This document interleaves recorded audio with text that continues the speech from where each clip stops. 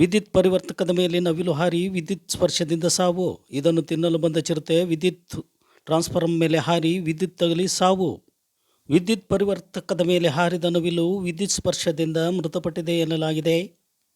ಇದನ್ನು ನೋಡಿದ ಚಿರತೆ ನವಿಲನ್ನು ತಿನ್ನಲು ವಿದ್ಯುತ್ ಪರಿವರ್ತಕದ ಮೇಲೆ ಹಾರಿ ಚಿರತೆಯೂ ಸಹ ವಿದ್ಯುತ್ ಸ್ಪರ್ಶದಿಂದ ಮೃತಪಟ್ಟ ಘಟನೆ ಚಿತ್ರದುರ್ಗ ಜಿಲ್ಲೆಯ ಹೊಸದುರ್ಗ ತಾಲೂಕಿನ ಕಬ್ಬಿನಗೆರೆ ಗ್ರಾಮದಲ್ಲಿ ಈ ಘಟನೆ ನಡೆದಿದೆ.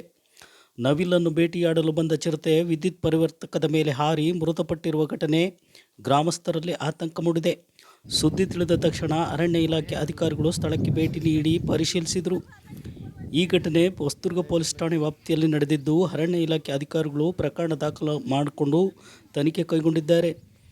ಸ್ಥಳದಲ್ಲಿದ್ದ ನವಿಲು ಹಾಗೂ ಚಿರತೆಯ ಮೃತದೇಹಗಳನ್ನು ತೆರವುಗೊಳಿಸಿ ಮುಂದಿನ ತನಿಖೆ ಕೈಗೊಂಡಿದ್ದಾರೆ. ಏನಾಗಲ್ಲ ಇಲ್ಲಿಂದ ಎಳ್ಕೊಂಡ್ರೆ ಕಟ್ಟಾಯ್ತು.